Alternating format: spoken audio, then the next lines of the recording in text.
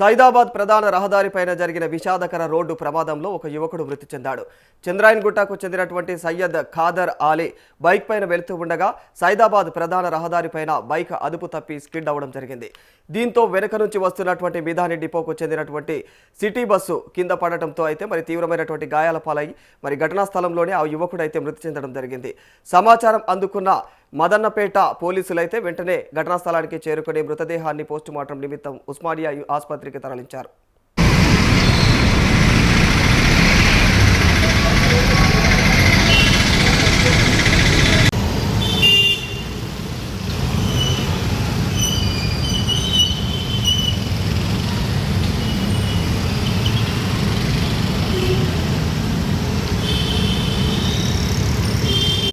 సైదాబాద్ ప్రధాన రహదారిపైన జరిగిన విషాదకర రోడ్డు ప్రమాదంలో ఒక యువకుడు మృతి చెందడం జరిగింది.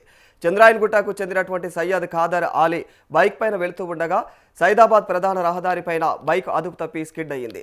దీంతో వెనుక నుంచి వస్తున్న మిధాని డిపోకు చెందిన సిటీ బస్సు కింద పడడంతో తీవ్ర గాయాల పాలై ఘటనా స్థలంలోనే మృతి చెందాడు.